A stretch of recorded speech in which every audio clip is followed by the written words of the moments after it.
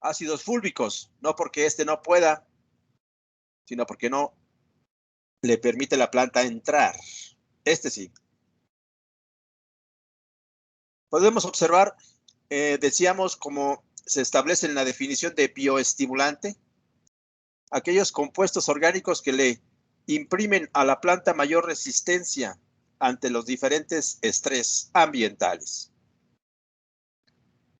Con base en esto podemos mencionar que si no hay algún estrés fuerte, los ácidos fúlvicos tendrían menos que hacer, tendrían menos impacto. Pero si hay un estrés fuerte, los ácidos fúlvicos junto con el silicio, que también ya lo adoptamos dentro de nuestras recomendaciones, se sumarían los efectos para poder sobreponer ese estrés con mayor éxito. Esa es la definición central de bioestimulantes. Incluye la definición de bioestimulantes, cualquier compuesto que le imprima a la planta, que le proporcione a nuestro cultivo una mayor eficiencia en el uso de nutrimentos, más mayor tolerancia a los estrés ambientales. En ese sentido, vamos a platicar sobre un estrés salinidad. Un estrés de salinidad que allá por el año de como decíamos, 1988-89, estábamos nosotros evaluando las sustancias ómicas y obtuvimos lo que aquí pueden observar. Sorgo, bajo condiciones de invernadero, bajo condiciones controladas, para verificar que no hubiese otro estrés más que el de la salinidad. Y vaya que el estrés de salinidad es fuerte. Vean ustedes, tenemos aquí suelos salinos en el lago de todas las intensidades. Para hacer experimentos tenemos enormes cantidades de suelos salinos, nadie los quiere. Podemos ir por ellos para hacer trabajos de investigación. Trabajamos con un terreno de 14-10 siemens por metro. Eso es muchísimo. Ni los más tolerantes pueden con esta salinidad. Los más tolerantes de nuestros cultivos es como la cebada o el trigo. El sorgo es intermedio. El maíz es muy delicado. El maíz no tendría nada que hacer ante esta circunstancia. Es demasiado delicado. El sorgo todavía aguanta hasta 4.8, pero eso lo tenía 14, es decir, que estaba fuera de todo, de toda proporción, de toda oportunidad. Hicimos crecer sorgo, se midieron otras variables, pero para no enredar la respuesta, nos fuimos directamente a la producción de panoja. Del producto comercial, que fueron dos, Humitron y Carbovit. Carbovit, este fue el que yo les comentaba, que era el año de 1988 cuando cayó en mis manos la información relacionada con Carbovit. Inmediatamente me puse en contacto con la empresa porque ya tenía una cantidad de antecedentes de investigación muy fuertes y me llamó la atención de que nosotros aquí en la universidad no lo manejáramos, tampoco en el colegio de postgraduados. Es decir, no manejáramos las sustancias húmicas directo a la planta. Lo que manejábamos era todo lo que sabemos de las sustancias húmicas en el suelo, pero eso ya es viejísimo. De cada una de ellas le sumamos otra, un extracto de sustancias ómicas de un estiércol maduro. No era así que digamos un súper composta, un súper abono. No, lo tomamos de lo que encontramos ya hecho, porque eso era una tesis. Lo encontramos ya hecho Lo probamos, le extractamos las sustancias húmicas con toda la norma de la extracción de sustancias húmicas, como lo hicieron el Humitrón a partir de la leonardita, el Carbovit a partir de la leonardita, es decir, una sustancia alcalina, normalmente hidróxido de potasio. Cuando le pones una sustancia alcalina, remueve la mayor cantidad posible, no remueve todo, sino remueve sustancias húmicas dentro de las sustancias húmicas, los ácidos húmicos y los ácidos fúlvicos. Las huminas se quedan dentro. Bien, entonces con este extractante de alcalino extrajimos también las sustancias húmicas que pudieron haberse formado en el estiércol, todavía estaba en proceso, pero lo utilizamos porque lo teníamos a la mano. Y vemos, miren, de cada uno de ellos le hicimos una solución foliar, es decir, al punto 125 de la fuente de sustancias húmicas. Quiere esto decir que 0.125 litros en 100, dice aquí, en 100. En 100 litros de agua, 0.125 litros de cada una de ellas. En 100 litros de agua, está el 100, 0.250, un cuarto de litro, pues. Medio litro en 100.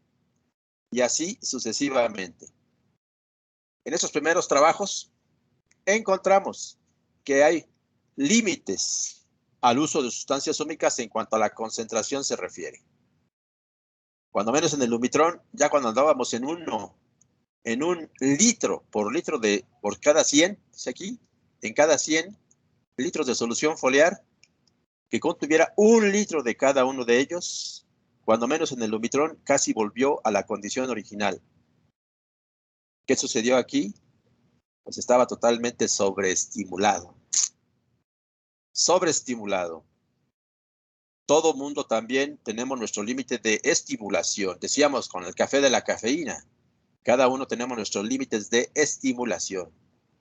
Podemos llegar a la sobreestimulación hasta llegar a parar el corazón. Es demasiado cuando pasamos los límites que tiene cada uno. Y así que de cada uno de los estimulantes que utilizamos, nicotina es otro estimulante que utilizamos nosotros, alcohol es otro estimulante que utilizamos nosotros, tenemos nuestros límites y si los sobrepasamos, entonces se vuelven contra nosotros. Lo mejor fue para esta fuente de Humitrón haber disuelto 0.125 litros en cada 100 litros de fertilizante foliar. Aumentó más de 5 veces la producción de panoja, que de otra manera se hubiese quedado en nada. Fíjense, 1 gramo de materia seca. Nada. Por planta, pues. Nada. Cuando menos aquí aumentó a 5.5 veces con 0.125 litros en cada 100 litros de solución foliar. El Carbovit, la mejor cantidad fue 1/4 de litro en 100 litros de fertilización foliar. Ahora bien, si ustedes lo quieren expresar de otra manera, pues puede ser en mililitros, porque van a decir, pues no voy a poder preparar 100 litros para poder asperjar. Eso es demasiado para poder asperjar las plantas en invernadero. Bueno, lo preparamos en litros. En cada 100 mililitros de fertilización foliar tenía 0.250 mililitros. El problema es que no vamos a poder medir esto. Si aquí le ponemos mililitros, en cada 100 mililitros, esos tendrían que ser también mililitros. Los dos son líquidos. Las presentaciones de estos dos son líquidos y esta también salió líquida. No podríamos medir 1/4 de mililitro, 1/2 mililitro. Por eso es mejor no 100 mililitros. Puede ser más bien en un experimento de invernadero unos 10 litros. Ya con eso hacemos la proporción. Bien. Esto nos indica, el que extrajimos nosotros del estiércol no fue tan fuerte, aunque sí protegió de este. No fue tan fuerte.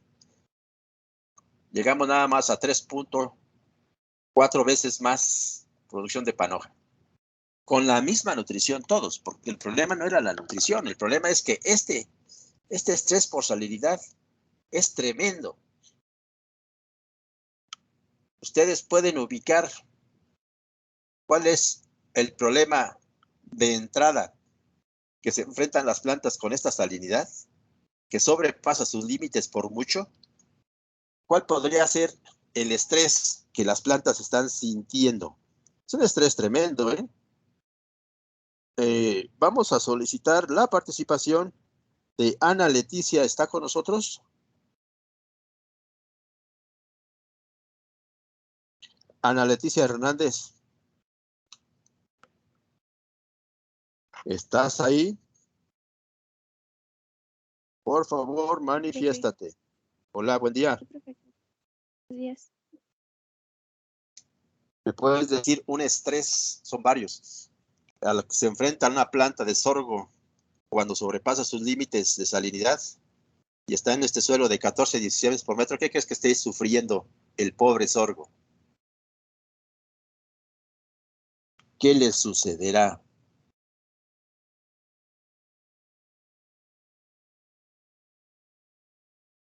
Hay un estrés genérico.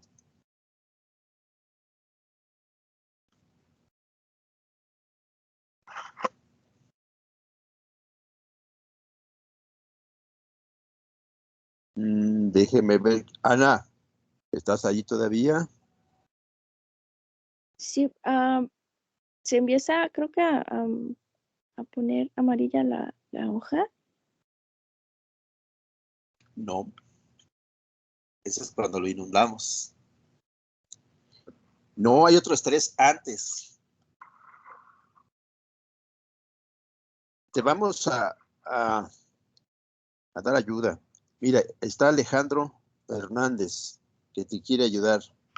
Alejandro, por favor, manifiéstate. Sí, profe. ¿Cuál es Buen día, Alejandro. ¿Cuál es la... Sí, La buen pregunta día. es, ¿qué crees que siente la planta? ¿Qué estrés cuando lo metes a una salinidad que no aguanta? Pues deshidratación. Exactamente, muchachos, sí sabes, esos estreses nosotros los provocamos en muchas ocasiones. Nos lo provocamos de manera deliberada, nosotros, los humanos. Nos gusta. Es decir, comemos botanas saladas. Las botanas saladas es una deliberación para que nos dé sed con ese propósito. Y si nos da sed, pues tomamos agua. Entonces, pero la planta nos tiene dispuesto allí un vaso con agua. Tiene que estar trabajando con el agua que el suelo tiene en ese momento. Y si el agua ya bajó, es decir, ya vamos dentro del ámbito de la humedad aprovechable, dentro del ámbito de capacidad de campo y PMP, ya estamos cerca o a la mitad. Entonces ya la planta ya no puede tomar esa agua del suelo porque las sales, estas sales que están aquí, la están reteniendo de la misma manera que la sal que tomamos, que es el cloruro de sodio. Nuestra sal que comemos es cloruro de sodio. Retiene el agua, roba agua del estómago, por eso nos da la sensación de sed. También roba agua de la lengua, del estómago, de todo el tracto digestivo, entonces emite la señal de sed. Asimismo, más que esta planta de sorgo, más que en esas condiciones de poca agua a la mitad de humedad aprovechable entre capacidad de campo y PMP, puede inclusive el suelo deshidratarla, secarla, pues, jalarle el agua que tiene, sacársela. Eso es el primero de los estreses a los que se enfrenta una planta en salinidad. Y bajo esa circunstancia, lo primero que tenemos que resolver es esto, sobreponer esta situación adversa, ese estrés adverso. No solamente es el único problema, que la salinidad le proporciona, más bien la salinidad le provoca en la planta la deshidratación, la falta de agua. Tiene problemas de toxicidades, dependiendo ya de los tipos de sales. Pero las sales, en lo general, lo primero, independientemente de la sal, es deshidratar. Lo siguiente es toxicidad. Si abunda el sodio, toxicidad de sodio. Si abunda el boro, toxicidad de boro. Si abunda el cloro, toxicidad de cloro. Si abunda bicarbonatos, toxicidad de bicarbonatos. Es decir, dependiendo del tipo de sales. Bien, ¿cómo le hizo las sustancias úmicas para poder sobreponer esta situación estresante de salinidad? Es curioso. Nosotros le aplicamos al follaje esto que está aquí, esas concentraciones de sustancias úmicas, las aplicamos al follaje. ¿Cómo fue que lograra transmitir el efecto a las raíces que son las que están expuestas de forma directa contra la salinidad? Pues lo hizo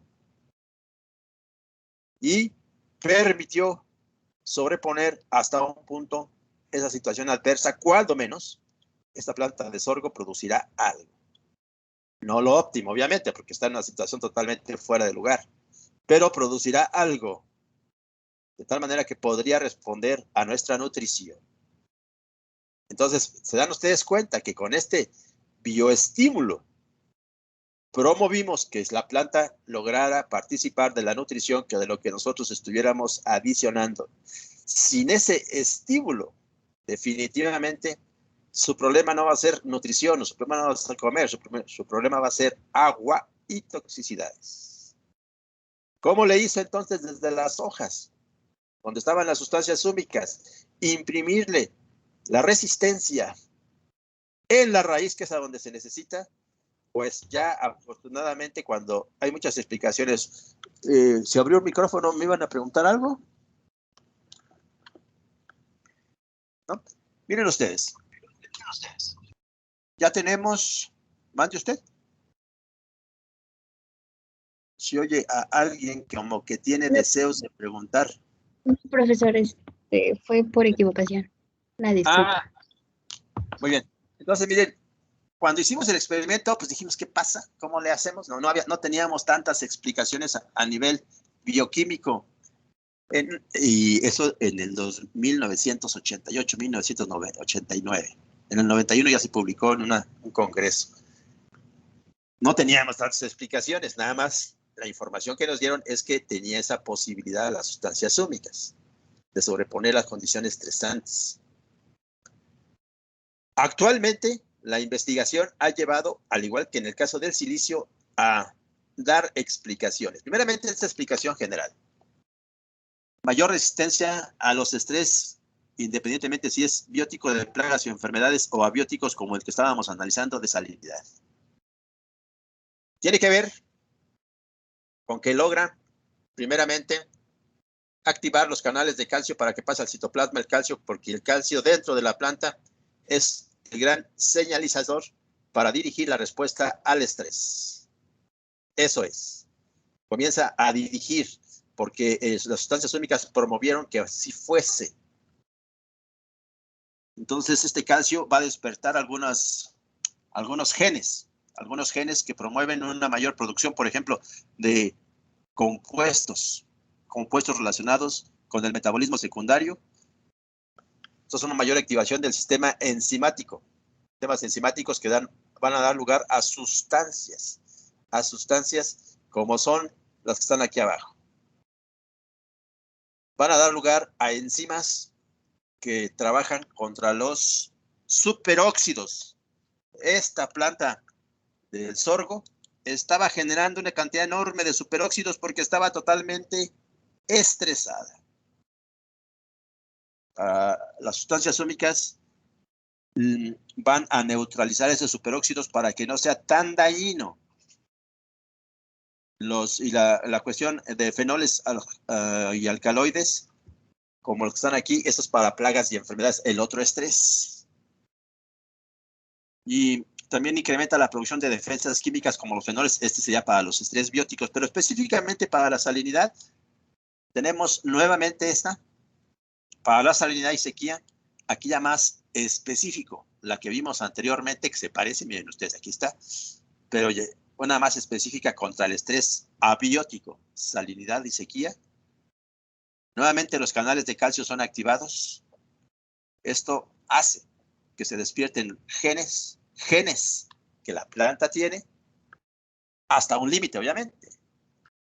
Y unas plantas lo tienen más que otros, que van a producir sustancias, uno, para ajustar los potenciales osmóticos y actividad antioxidante de la planta. Y aquí está la explicación.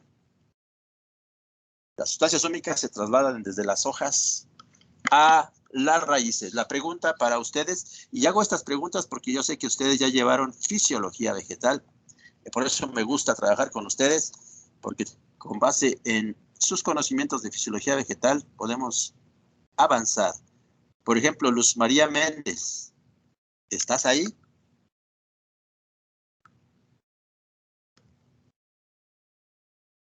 Luz María Méndez. Luz María, manifiéstate. Luz María a la 1, Luz María a las 2 y Luz María a las 3. Jefa de Jaira, ¿todavía pertenece al grupo? Sí, profe. Sí, de hecho, se la reunión. ¿Una qué? Ah, mire, dice Luz María, te respondió en un canal general, me respondió en otra parte. ¿Será aquí mismo? ¿En Teams? Sí, es Sí, aquí. profe, mandó un mensaje. Ah, ya. Muy bien, entonces sí está con nosotros, pero la pregunta entonces para Luz María, me lo puede responder por el Teams o también le vamos a sumar a Víctor Antonio. ¿Estás ahí, Víctor? Víctor Antonio. Luz María, mientras encuentro a Víctor. La pregunta es, ¿por qué conductos bajarán las sustancias húmicas que han sido absorbidas por las hojas? ¿Cómo bajará a la raíz? ¿Cuáles son los conductos? Esa es la pregunta para Luz María. También para Víctor Antonio, si está con nosotros. Víctor. Manifiéstate, Víctor. Antonio. Víctor Antonio, a la 1. A las 2. Víctor Antonio, a las 3. Ya respondió Luz María. Es muy rápida, Luz María. Gracias, Luz María. Víctor Antonio no apareció. Muy bien. Luz María dice que por el floema tiene razón. Por el floema bajarán a la raíz, donde desatarán justamente esos genes, los despertarán algunos genes que darán lugar a la producción de sustancias que se concentrarán en las células de la raíz para competir con la salinidad en el suelo en cuanto a su capacidad de retención de agua, de tal manera de superar o tratar de superar, en ese caso el sorgo no logró plenamente, pero cuanto menos superar, alcanzar el potencial osmótico del suelo. El suelo jala agua sobre sus sales. Cada una de las células de la raíz debe hacer algo similar para tener oportunidad de esa misma agua. Cuando llueve, entonces ese estrés baja muchísimo, pero cuando comienza el suelo a secarse, ese estrés es enorme para las plantas que están ahí. Se manifiestan marchitas antes que otras con la misma cantidad de agua, pero que no tienen salinidad.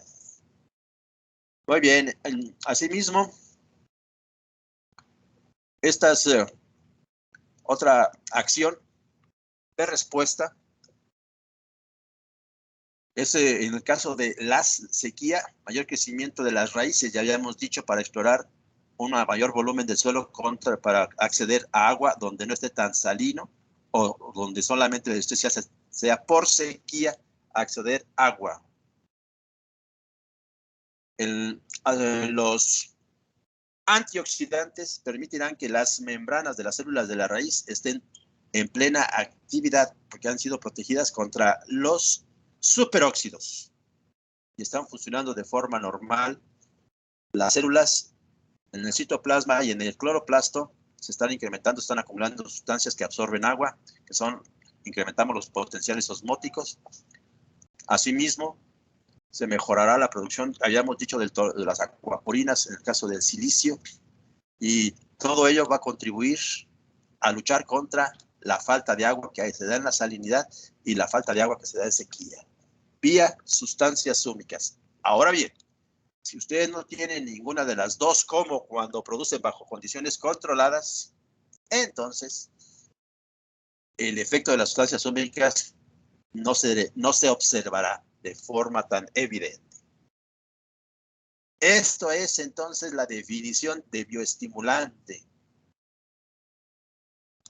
Protege contra los estrés. Esta es otra parte de la definición de bioestimulante.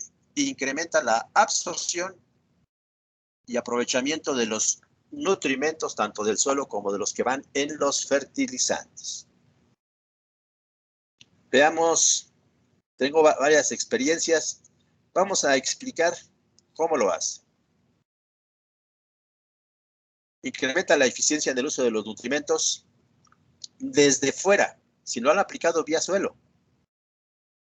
Tanto si lo han aplicado vía foliar, se nota la participación de las sustancias húmicas en la conducción de los nutrimentos, porque tienen los fulvatos provenientes de los ácidos fúlvicos, es decir, sus aniones tienen capacidad de quelatar, y sobre todo quelatar micronutrimentos.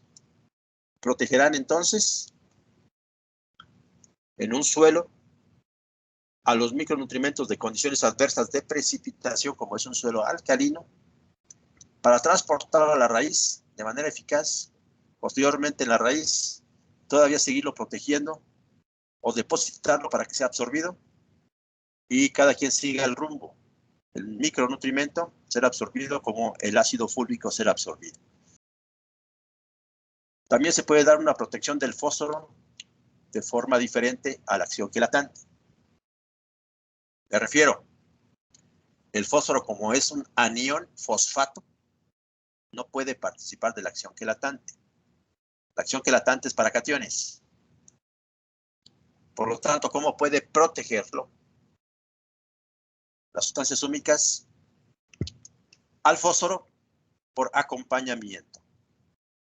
El fósforo precipita en suelos alcalinos con el calcio, pero si va rodeado de fulvatos, los fulvatos atrapan al calcio y lo retirarán entonces del camino de los fosfatos. Otra forma en que incrementan la eficiencia del uso de los nutrimentos es que el mayor crecimiento de la raíz, como los pelos absorbentes, mejorarán el abasto de los nutrimentos en el suelo como de los fertilizantes. Y los fertilizantes nos tocó ponerlos, sobre todo fosfóricos y potásicos, un poquito retirados por mala fertilización. Al crecer la raíz, podrá participar de esos nutrimentos. El caso más grave sería el fósforo. La activación de la absorción nutrimental a nivel de membrana por varias razones. Una, ya lo habíamos dicho de forma genérica. Las sustancias húmicas dentro de la planta promueven la formación de proteínas, del metabolismo de las proteínas. Y en la membrana celular hay canales proteicos para absorber los nutrimentos al interior. Entonces, si hay más proteínas, puede haber más canales proteicos. Otro es, mejorarán en la membrana el potencial de hidrógeno, potencial de carga eléctrica, potencial de hidrógeno, lo que permitirá incrementar la absorción. El boro también lo hace esto.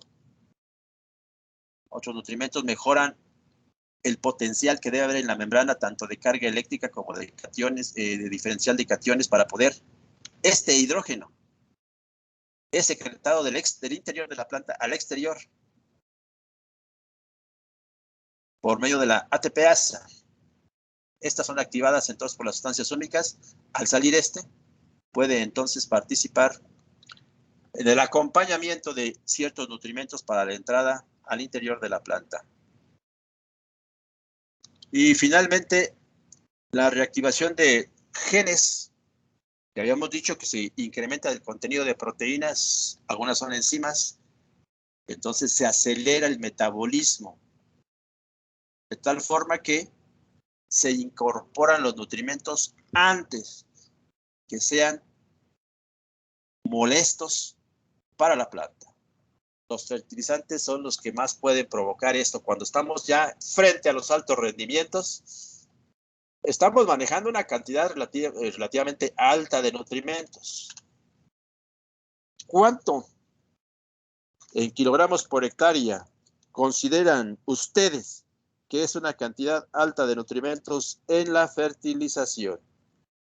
Vamos a solicitar la participación de Saúl Daniel. Saúl Daniel, ¿estás con nosotros? Sí, profe. Buen día, Saúl. Dime Buenos días, profe. una dosis que tú consideres alta de nitrógeno en un cultivo.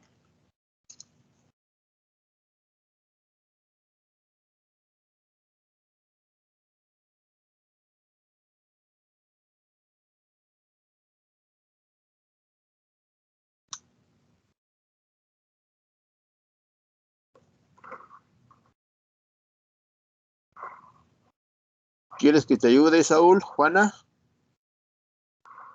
Profe, mande usted. bueno, yo en lo que he visto, lo normal son como 25 kilogramos por hectárea, ¿no? Por ejemplo, de urea. Veamos, a ver qué dice Juana. Juana Vázquez. Ahorita los contrastamos. Profe, buen día. ¿De parte de quién? Buen día, pero ¿de parte de quién? Marcos Uriel. ¿Y qué haces, Marcos Uriel? Yo diría que una dosis alta sería 350 kilogramos por hectárea. A ver, Marcos Uriel, déjame ubicarte. No te he anotado, ¿verdad? No, profe, creo que no. Ah, pues sirva tu participación para anotarte. Entonces es Uriel, el otro apellido. Marcos Uriel Castañeda Pérez. Uriel Castañeda Pérez. Repite, por favor, tu propuesta. Bueno, el uso de 4600 sería de 350 kilogramos por hectárea. A veces son dosis altas. ¿Esta es de nitrógeno o de urea? La que tú me dijiste es 4600, entonces quieres decir que es de urea. 350 kilogramos de urea por hectárea. Sí, exactamente. Es muy diferente a la que dijo Saúl Daniel, ¿no? Él me decía que 20. Sí, es mucha la diferencia. Mucha. Alguno de los dos está equivocado. ¿Qué tal si Juana nos pone en orden? Juana Vázquez, ¿estás ahí? Buen día, Juana. ¿Qué me puede decir usted para una dosis alta de nitrógeno al suelo?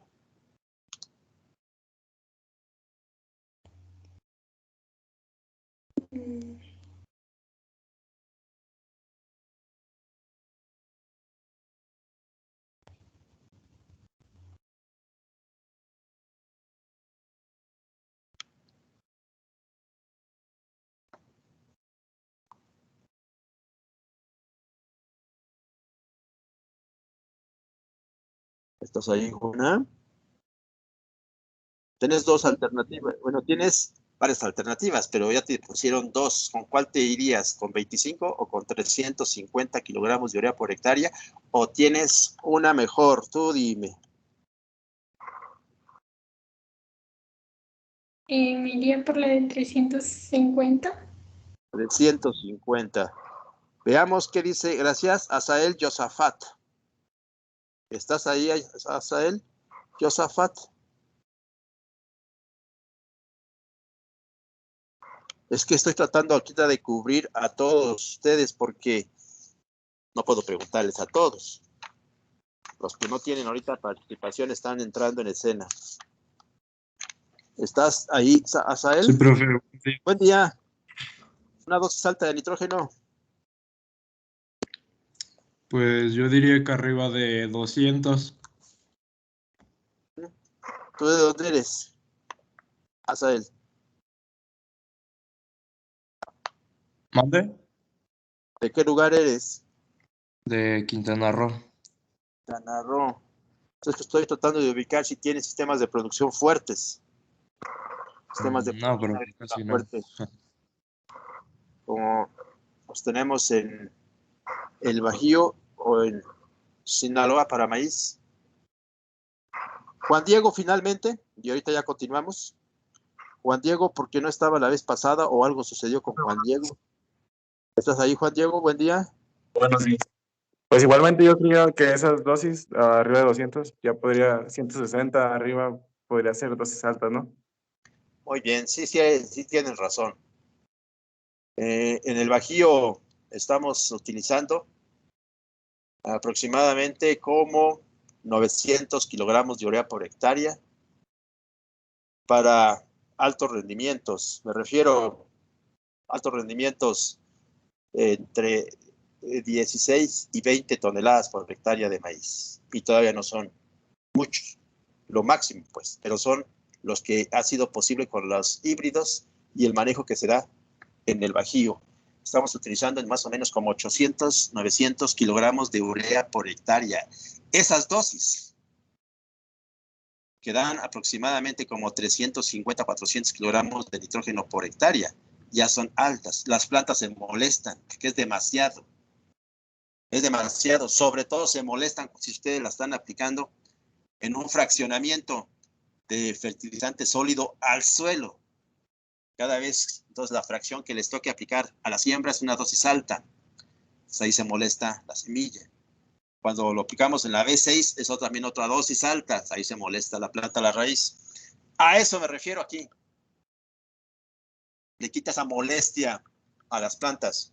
Es decir, la planta no se va a ver sometida a un estrés tan fuerte por una dosis tan alta de nutrimentos. En ese sentido, tendrán más oportunidad de los altos rendimientos si manejan los bioestimulantes para quitar ese estrés provocado por los fertilizantes. Porque lo que me dijeron de 25 kilogramos de urea por hectárea, eso no es nada, eso no, la planta ni se va a enterar. No, eso no. Ya los que me dijeron 300 kilogramos de urea por hectárea, más o menos son como unos, que sería como unos 150 kilogramos, 140 kilogramos de nitrógeno por hectárea, ya más o menos. Pero ya estamos manejando nosotros 400 kilogramos de nitrógeno por hectárea. Eso es fuerte y puede ser más fuerte. A eso nos referimos. No permiten que se acumule y no permite que le afecte a la raíz su condición salina. Ni cuando entren en la planta, si le aplicamos urea, que entre demasiada urea a la planta, tampoco permite que se acumule.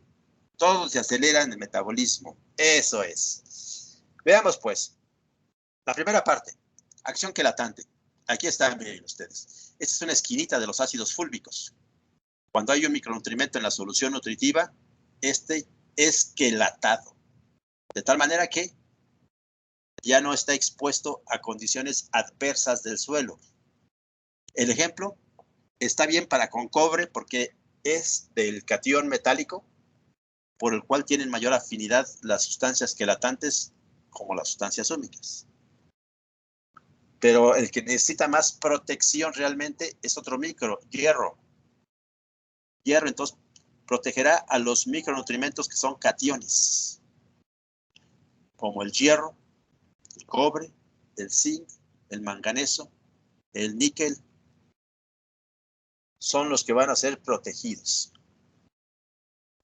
Esta es una quelatación. Este cobre estará disponible para cuando la planta lo requiera. Simplemente lo que está haciendo las sustancias húmicas es protegerlo contra el efecto adverso que pueda estar aquí en el suelo, que es la precipitación. Esta situación, entonces, el efecto pues ya protector lo probamos en diferentes circunstancias. Solamente vamos a ver unas dos. Una bajo condiciones controladas. Aquí, para que no hubiera otra interferencia, en hidroponía. En hidroponía, lo que se hizo fue esto. Miren, el contenido de nitrógeno dentro de la planta de frijol. En un principio es muy diferente porque las soluciones nutritivas tenía el 100%. Esta que es de color rosa, tenía el 100%. Y la de color azul tenía el 50% de la concentración de los nutrimentos. Obviamente hay una enorme diferencia. Que una planta de frijol tenga 2.4% comparado con una que tenga 3.1%. La 2.4 está abajo. Es deficiente en nitrógeno. No crecerá tan rápidamente. Esta 3 y fracción ya es una planta suficiente en nitrógeno mediante el análisis foliar. Este es el análisis foliar.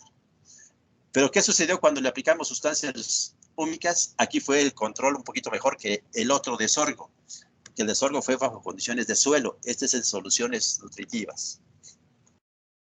Del producto comercial, que venían al 12%, y lo que quiero que ustedes hagan, porque lo vamos a emplear posteriormente, el factor de transformación de porcentaje a partes por millón.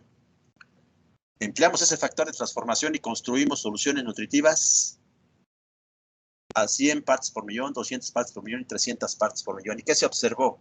Que aproximadamente a 200 partes por millón ya no hay diferencia en la concentración nutrimental, y se mejoró la concentración nutrimental en la hoja, y además no hay diferencia de si la solución nutritiva llevaba solamente la mitad o llevaba el 100%. ¿Qué les parece? Es una maravilla. Entonces tenemos la planta de frijol, el 4% de nitrógeno en las hojas está, pero sí con una actividad tremenda, metabólicamente hablando, de abastecimiento de nitrógeno y todo lo que esto provoca dentro de la planta.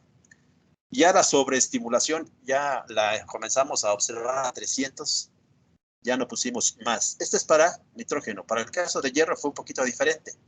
Alcanzó los niveles de hierro foliar.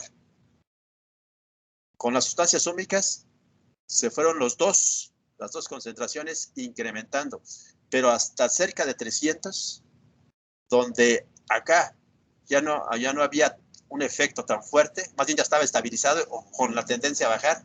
Entonces 300 sería la recomendación para que incluya al nitrógeno, incluya también al hierro.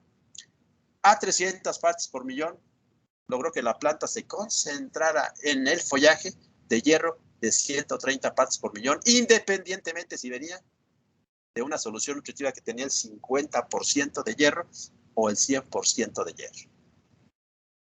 Esto es eficientar el uso de los nutrimentos. A eso nos referimos. Y vamos a ver otro donde lo veremos nuevamente, pero ya traducido en rendimiento. Lo que nosotros esperamos es que todo lo que estamos comentando que hacen las sustancias húmicas se traslade a aumentar el rendimiento. Y si eso se suma a la calidad, qué bueno. Que sería conveniente, y claro que lo va a hacer, sumar la calidad. Sigamos con el frijol.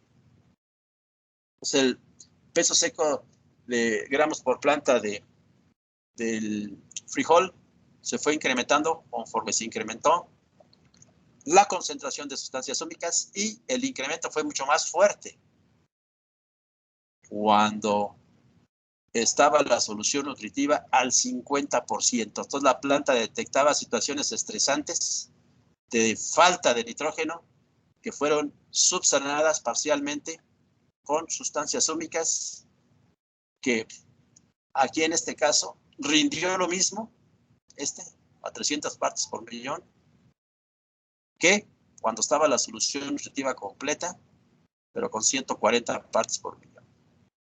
Lo consigan, pues. Lo que quiere esto decir que es que pueden ustedes trabajar con soluciones nutritivas a la mitad, siempre y cuando les estén dando este bioestimulante disuelto en la solución nutritiva. Las sustancias húmicas y preferentemente ácidos fúlvicos para que trabajen los fulvatos. Todo esto se explica por lo siguiente: mayor producción y calidad. Las sustancias húmicas tienen la capacidad de trabajar en los dos metabolismos dentro de la planta, el metabolismo primario y el metabolismo secundario. El metabolismo primario es el que lleva a la producción de proteínas, de carbohidratos, de lípidos, lo básico, el ADN, ácidos nucleicos,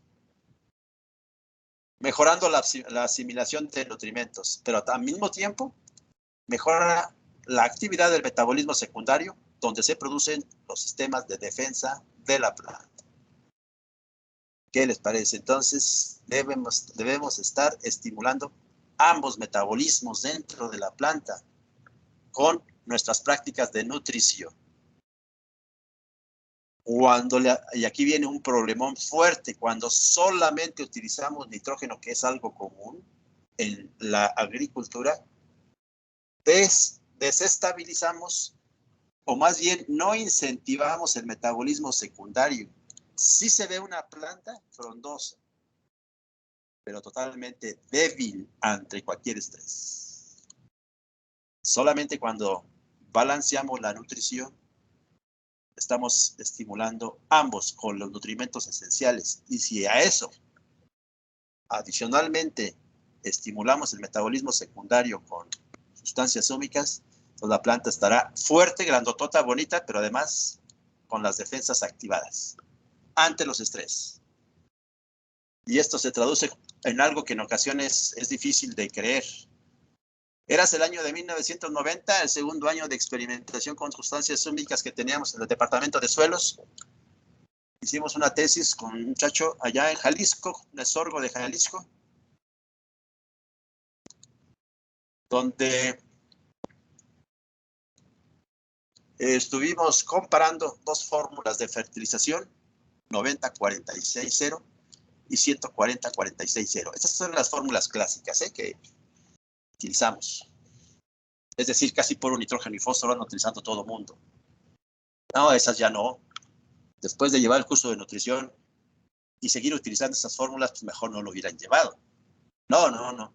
Después de llevar el curso de nutrición, esto se tiene que ampliar porque casi estoy seguro que a donde quiera que ustedes estén situados, van a tener necesidad de aplicar más que nitrógeno y fósforo. Y eso lo vamos a ir viendo con los suelos, con los análisis de suelos que vamos a tener bajo estudio. Micronutrimentos es el apartado más olvidado de la nutrición. Bien, aquí tenemos entonces la diferencia de esta fórmula es nitrógeno.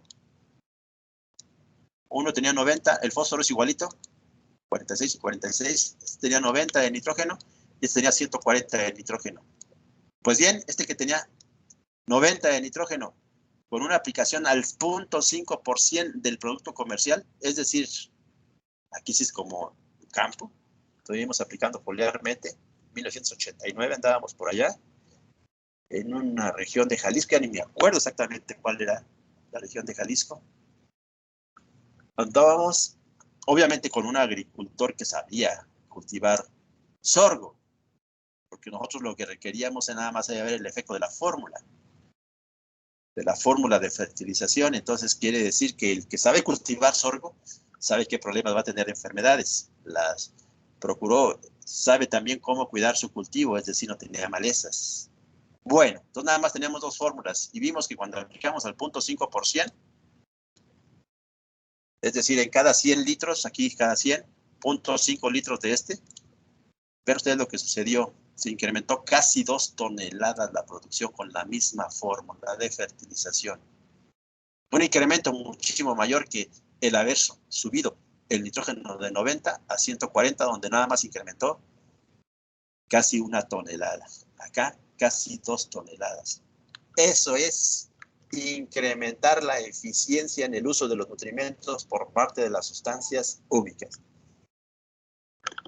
Esto obviamente, este es un experimento, tendrían que hacerse varios, pero a nosotros nos emocionó muchísimo traer las sustancias húmicas en ese entonces, 1990, nos emocionó muchísimo.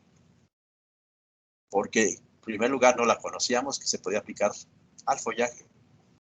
Y en segundo lugar, los grandes efectos que observábamos, y fue el momento cuando le pusimos a este tipo de productos sustancias orgánicas fisiológicamente activas. Y hasta este siglo comenzaron a aparecer los nombres de bioestimulantes, pero ya eso es recientemente. Bien, entonces esto les decía yo que lo hemos observado en muchas partes, también aquí lo observamos, un testigo de producción de chile pasilla, 3.15, lo duplicamos con sustancias húmicas en el Bajío. En el Bajío, otra tesis, 91, fueron varios trabajos. Bien, esto, afortunadamente, ya sabemos por qué sucedió. Antes no lo sabíamos. no teníamos la instalación de laboratorios suficientes como para poder estar viendo qué sucedía dentro de la planta. Imaginen ustedes cómo podríamos nosotros en nuestros laboratorios pretender que el silicio y las sustancias ómicas estaban activando genes. No podíamos. Pero ya se sabe. Bien, cuando apliquen ustedes un producto a nivel foliar y tengan la seguridad de que va a ser absorbido, tienen que vencer la cutícula. Esto es un problemón muy grande y solamente lo pueden hacer con éxito si tienen a esas sustancias ómicas que estábamos diciendo que se aplicaron foliarmente, cuando menos deben haber aplicado surfactante, adherente, cuando menos esos dos. Y si le ponen humectante y penetrante, qué bueno. Cuando es un micro, tienen que ponerle acidificante para que no se precipite. Son los coadyuvantes para hacer eficaz la entrada del nutrimento y que puedan atravesar la cutícula. Esa es la diferencia con la raíz. Nutrir a la planta foliarmente implica manejar los coadyuvantes. Nutrir a la planta en la raíz, olvídense de todos ellos. De todos ellos. De cualquier manera, es económicamente viable aplicarlo, hacer aplicaciones foliares. Y en este caso, de bioestimulantes, como fue el silicio y como es las sustancias ómicas. Y si no tienen ustedes forma de aplicar sustancias ómicas a la agricultura, cuando menos aprovechen que ya se venden en el mercado sustancias ómicas para el consumo humano y son sustancias ómicas de altísima calidad porque fueron procesadas en Canadá, donde no hay posibilidad de que haya sido contaminadas de altísima proceso de refinación para que no traiga algún metal pesado y recibir los beneficios también nosotros en nuestro cuerpo. Esto es entonces hasta dónde pueden llegar las sustancias ómicas. Esto también lo supe recientemente, porque había empresas que en los congresos, cuando exponíamos sobre sustancias ómicas, nos invitaban a su stand, los que tienen ahí los stands. Y hablando de congresos, la próxima semana, no, el 5 de octubre está el Congreso de la Ciencia del Suelo, donde va a estar el curso de interpretaciones y recomendaciones, pero el atractivo de ese curso es que el costo de anotarse incluye un libro, el libro más reciente de maíz, sobre nutrición del maíz, sobre la curva de extracción de maíz, que se ha desarrollado aquí en México recientemente. Entonces decíamos, cuando estábamos en los congresos nos invitaban a los stands para hacer algunos trabajos y uno de las empresas, Agroenzimas, AgroScience, me sorprendió cuando dijo, mire, ¿quiere usted verificar que nuestras sustancias ómicas son de altísima calidad? Venga. Hizo su dilución y se la tomó. No, le digo, no es necesario tanto porque no es así. Para las plantas no es necesario tanto refinamiento. Dice, pues nuestros cultivos, nuestras extracciones de sustancias ómicas, ¿de dónde provienen? Son de altísima calidad. Muy bien, muchachos. Esto es sustancias ómicas. Yo creo que tienen suficiente información como para que la traigan ustedes. Esta recomendación siempre junto con el silicio y las sustancias ómicas, ya serían 2 recomendaciones que no deben de faltar en sus sistemas de producción si es que queremos entrar a la liga de los altos rendimientos. Si queremos seguir cosechando 3/4 toneladas por hectárea de maíz, no es necesario esto. No es necesario esto, pero si queremos contribuir a la autosuficiencia alimentaria, sí es necesario esto. ¿Preguntas? ¿Preguntas, muchachos? Yo. Profe. Mande usted. ¿Quién es usted? Es Diana Sofía. Muy bien, Diana Sofía. Adelante, Diana Sofía. Sí, en cultivos básicos, como el frijol y el maíz, ¿qué sustancia, bueno, qué producto específico recomendaría con sustancias húmicas? Entonces, en cultivos básicos todavía tenemos respuestas, como vieron aquí en el sorgo, que forma parte de las cereales. Bueno, no es cereal, pero forma parte de las gramíneas. Tienen respuestas similares si fuese maíz. También las leguminosas tendrían alguna respuesta no tan fuerte, como en el caso de las hortalizas. Pero ¿qué producto sería? Si lo vas a aplicar foliarmente, fíjate en la etiqueta que tenga y diga ácidos fúlvicos como el que vimos aquí. Porque si lo vas a aplicar foliarmente, necesitamos asegurar que la planta se lo pueda comer.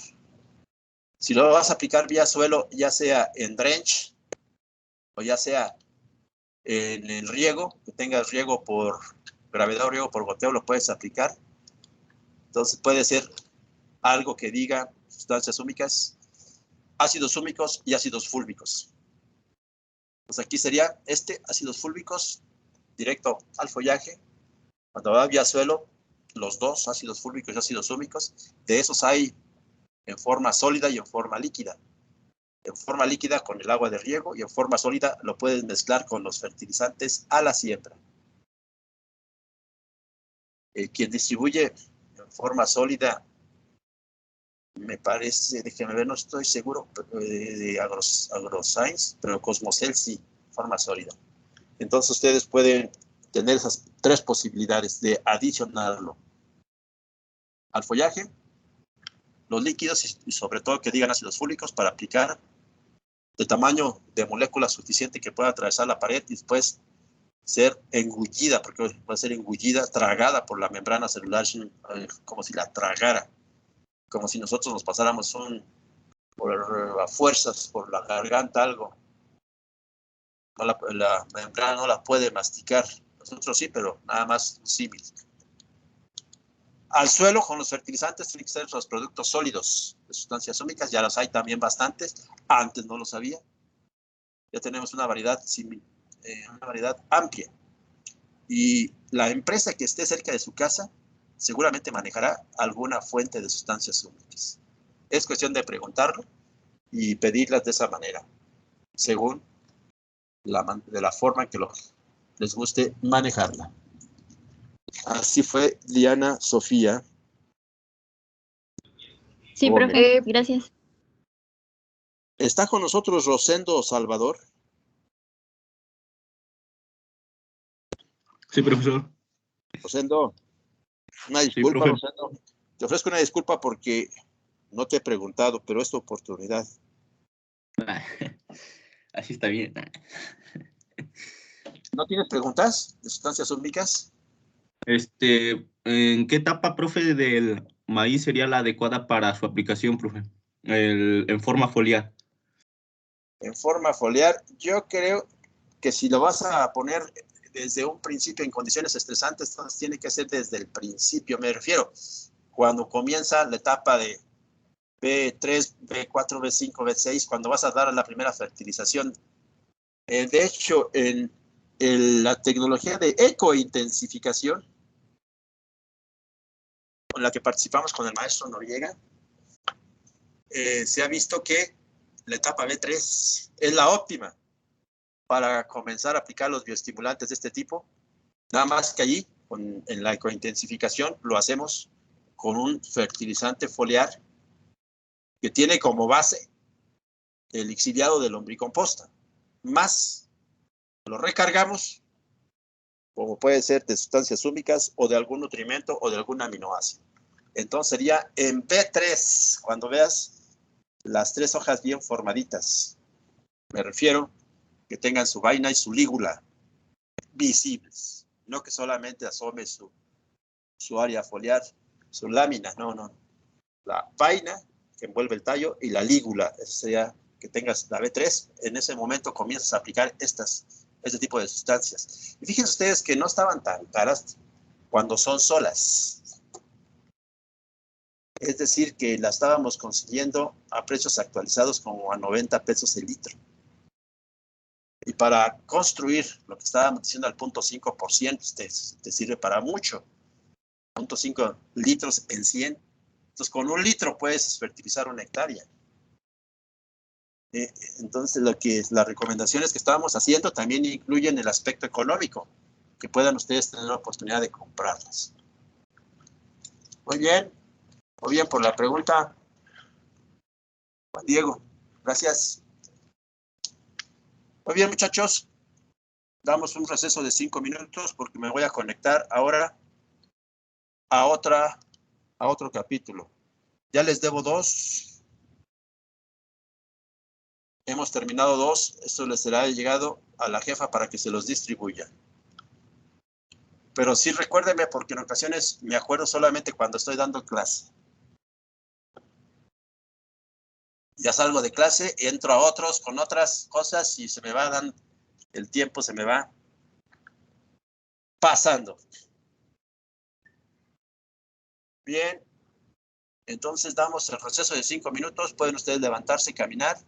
Y regresamos en un momento con el capítulo número 3.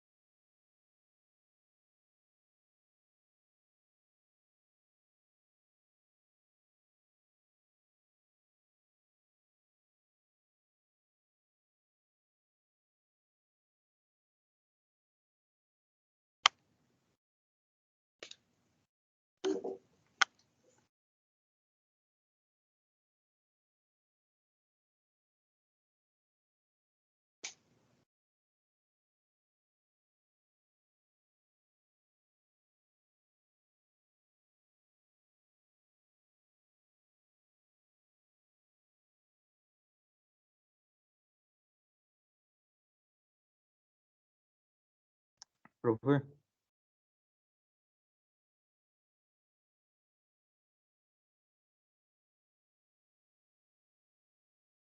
Profe.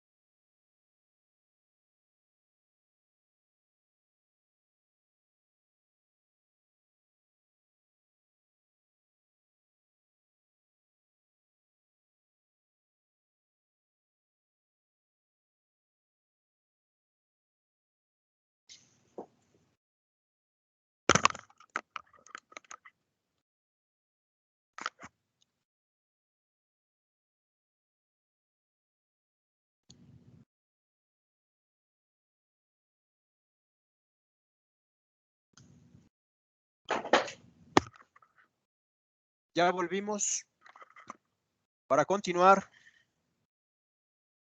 ahora con el capítulo número 3. Me refiero a nutrimentos esenciales. Mande usted. Profe, buenos días. Hola, buen día, ¿cómo estás? Bien, bien, gracias. Aquí una cuestión, una duda con el capítulo anterior de sustancias húmicas, que estaba comentando el caso del maíz, que es hacer la aplicación recomendablemente en B3. Por ejemplo, pues ya ve que las sustancias húmicas sirven para combatir el estrés, y uno de ellos puede ser el estrés hídrico, ¿no? Por ausencia de riego. Y en el caso del maíz de temporal, por ejemplo, si yo aplico sustancias húmicas en B3, pero después viene la canícula, pues ¿es recomendable volver a aplicar las sustancias húmicas antes de la canícula o ya no porque se aplicó en etapa de B3? Sí, estos efectos de los bioestimulantes es conveniente volverlos a repetir si ya pasó en el evento anterior al nuevo evento, ya pasaron más de 3 semanas. No quedan las plantas protegidas permanentemente, tienes que estar reiterando. Es igual que nosotros decíamos, los estimulantes que tenemos. Cuando tomas café, nada más te sirve para esa mañana, para poder despertar y aprovechar bien la clase de fertilidad, de nutrición y fertilidad. Y después tienes que volver a tomar otra vez café a las mañanas siguientes para volver a despertar. En las plantas también hemos visto una periodicidad de entre un evento y otro de 3 semanas para que siga protegiéndose. No solamente son sustancias húmicas, sino también otros bioestimulantes. Otra pregunta entonces, ¿cómo ves, Alexis? Sí, está bien, profe.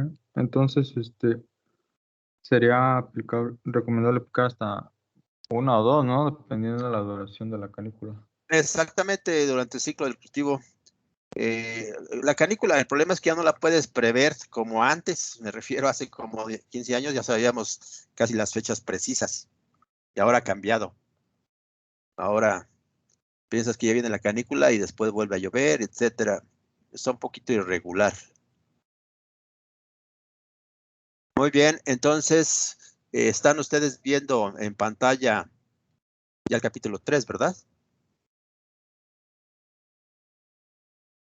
Ya está en pantalla, Sí, profe, ya se ve.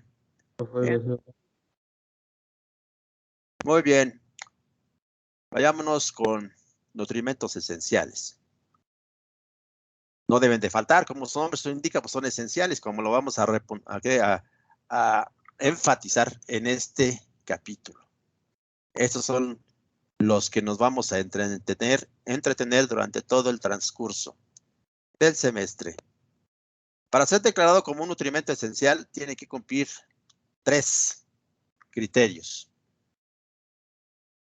El primer criterio en ocasiones se enuncia mal. El primer criterio en ocasiones se encuentra en la literatura diciendo la ausencia del elemento hace imposible que la planta complete su ciclo de vida. No tiene sentido eso. Nunca hay ausencia de ningún elemento. Nunca. Porque la planta se desarrolla a partir de la semilla y la semilla ya los contiene. Lo que sí podemos tener es deficiencias agudas del elemento. Ante la deficiencia aguda del elemento hace imposible que la planta complete su ciclo de vida. En este momento, este criterio cada vez ha sido más difícil porque los que faltan de descubrir son micros, pero micros en una cantidad de requerimientos de menos de 1 miligramo por kilogramo de materia seca. Es una cantidad tan pequeña que fácilmente se nos contamina nuestro sistema cuando estamos haciendo la investigación, ya sea con los fertilizantes con los que hacemos la investigación, ya sea que la semilla contenga cantidad suficiente, etcétera. En ese sentido, los últimos que han sido declarados como nutrimentos esenciales es el níquel 1987 y recientemente en el 2021 el yodo. El yodo. El criterio 2 que la función del elemento en la planta deberá ser bien reconocida y esa función no puede ser reemplazada por ningún otro. Hay dos cosas en relación con esto. El sodio puede reemplazar parcialmente al potasio, pero más en un tipo de plantas que en otras. ¿Dónde más? En las plantas que son adaptadas a las condiciones de salinidad. Y el sodio entra en escena, inclusive en algunas de ellas, como nutrimento esencial para ciertas plantas adaptadas a la salinidad. De tal manera que las sacas de ahí, las quieres hacer crecer como las demás y les hace falta sodio.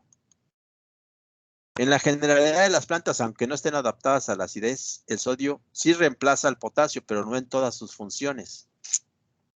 Uno de sus reemplazos es el que estábamos viendo en el capítulo anterior, sobre qué puede ayudar a una célula a incrementar sus potenciales osmóticos. El sodio puede participar, porque queda como catión cuando se absorbe por la planta, como el potasio. ¿En dónde más el sodio puede sustituirlo al potasio? En algunas reacciones enzimáticas activando algunas enzimas. Pero solamente en algunas. Y como no puede sustituirlo totalmente, entonces el que queda es el potasio como nutrimento esencial y el sodio no lo es. Solamente para algunas plantas halófitas. ¿Por qué pongo aquí silicio? Porque en ocasiones se confunde que el silicio pueda ser esencial, pero la que vamos a decir ahorita es el argumento que traíamos antes. Si le sumamos todo lo que dijimos del silicio, entonces es probable que tengamos que poner un criterio 4 para aceptar al silicio. Lo que traíamos antes en cuanto a este número 2. Lo que sucedía es que en algunos suelos ácidos, antes, el nivel de conocimiento que teníamos, me refiero allá por los 80s. En algunos suelos ácidos hay deficiencias de fósforo. Le aplicábamos silicatos de calcio y la planta corregía o ya no notaba o ya estaba bien nutrida de fósforo. Y entonces se desarrollaba normalmente. Entonces confundíamos con el hecho de haber aplicado silicio y que la planta pudiera desarrollarse plenamente en esas condiciones de acidez, que de otra manera no lo hacía. Confundíamos al silicio como nutrimento esencial. Y lo que sucedía es que el silicio trabajaba como actualmente también trabaja, cuando lo aplicamos vía suelo. Puede el silicio suplir al fósforo de los sitios de fijación en suelos ácidos. Entonces el fosfato se fija con aluminio y con hierro en suelos ácidos, entonces el silicato puede sacarlo de ahí y quedarse con el aluminio y el hierro. Esa es la forma. Por eso es que no había sido declarado como nutrimento esencial, aunque sí lo utilizábamos en suelos ácidos para resolver problemas, pero era esa la explicación. Y ahora, con todo lo que mencionamos en el capítulo del silicio, les decía yo, tendríamos que crear un criterio 4 para que cupiera el silicio, porque ninguno de los tres cabe. No obstante, tiene muchos beneficios para la planta. Finalmente, el criterio 3.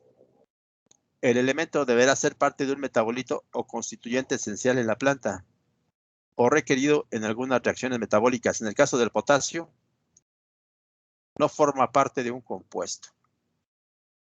Como el nitrógeno entra como amonio y nitratos, inmediatamente se va a NH2, aminoácidos y proteínas. El potasio no lo hace. El potasio se queda como potasio, catión, que es como desempeña sus funciones de activar enzimáticamente, de participar de los potenciales osmóticos, como catión, de conducir los fotosintatos de las hojas a los sitios de consumo dentro de la planta, el potasio, y solamente lo podría hacer como catión.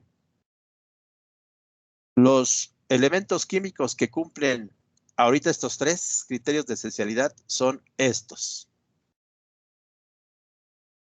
Y decíamos, aquí son 18. Decíamos, de esos 18, el único que la planta no responsabiliza al suelo para su abastecimiento es el carbono. De los demás, responsabiliza al suelo de su abastecimiento, y aquí está el oxígeno, porque es en las raíces donde frecuentemente hay deficiencias de oxígeno. Es en las raíces. Un suelo compactado, un suelo desestructurado, y si eso le sumas llueve, ya no hay espacio poroso y las raíces se asfixian y se detiene el crecimiento, se comienzan a poner amarillitas las plantas y comienzan a marchitarse, aún no obstante que están en excesos de agua, se comienzan a marchitar porque las raíces no están trabajando, porque no están respirando. Entonces, son 17 nutrimentos esenciales de los 18. Aquí ya le puse el yodo, miren, no estaba aquí el yodo, ya se lo puse. Porque si dan ustedes cuenta, miren lo de la figura, si la muevo, el yodo no se mueve. Como es nuevo, por eso es que está así. Está recién incorporado. De esos 18, el carbono solamente por la atmósfera, por las hojas. Y lo que indica esta gota de agua es que es cierto, hasta está aquí el selenio y el vanadio, los elementos químicos útiles. Lo podemos aplicar foliarmente también, pero con las restricciones que hablaremos al final del curso dentro de la fertilización foliar. Con las restricciones, adelantaríamos una. Los macronutrientes no puede ser resuelta su deficiencia aplicándolo vía foliar. Los que sí pueden ser resueltas las deficiencias vía foliar son los micronutrientes, pero los macros no. Necesariamente tiene que aplicarlo vía suelo. Aquí están agrupados ya. No, no están agrupados todavía, pero tienen cierto orden. De estos 18, vean ustedes. El tamaño de la letra implica la magnitud de la demanda por la planta. Tenemos primeramente estos dos, carbono y oxígeno. Y después tenemos en una menor cantidad, no debe ser inclusive menor. Vamos a ponerlo como está en 54 y el nitrógeno está en 44. Entonces vamos a ponerlo en 54, vamos a ponerlo en 50. Porque no se comparan. ¿Recuerdan las concentraciones de hidrógeno comparadas con las de carbono y oxígeno? No se compara. Estos son los dos grandes macronutrientes. Ninguno tiene la posibilidad de igualar ellos. Ahorita veremos números. Le sigue en tercer lugar, siempre, independientemente de la especie vegetal, le sigue el hidrógeno. Invariablemente.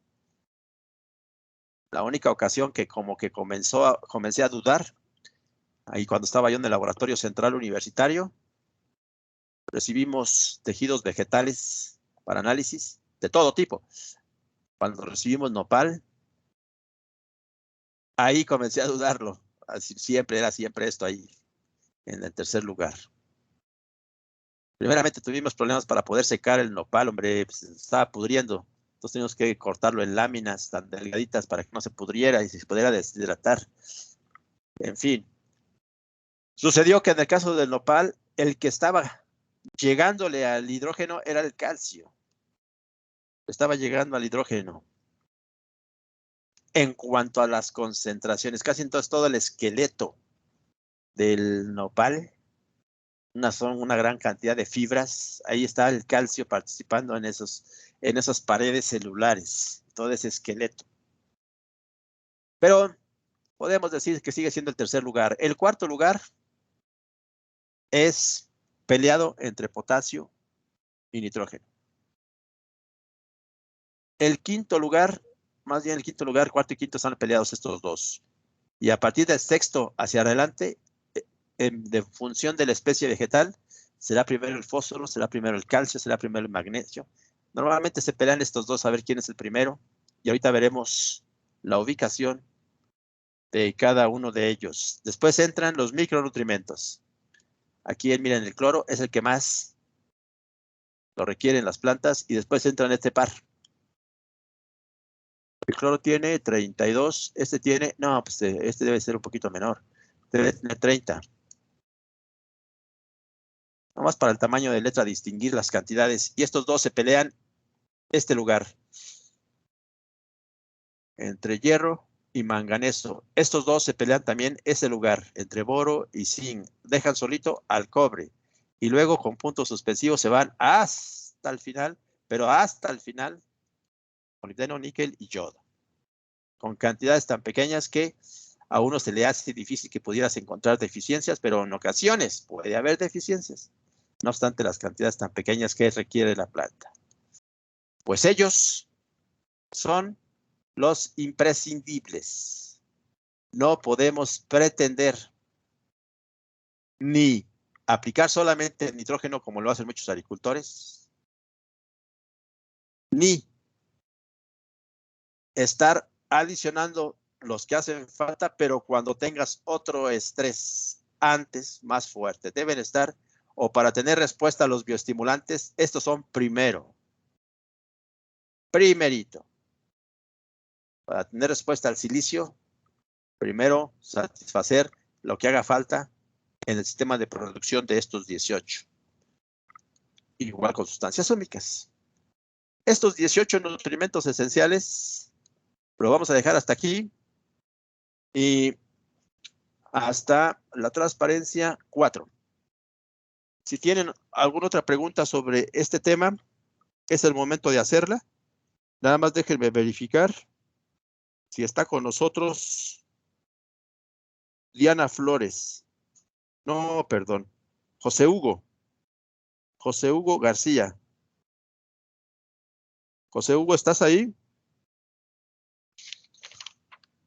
Sí, profesor. José Hugo, me dijeron que tenías problemas de comunicación de internet la clase pasada, o tu micrófono, ya no recuerdo que tenías problemas. ¿Me puedes verificar qué problemas tenías la clase pasada? Porque tengo...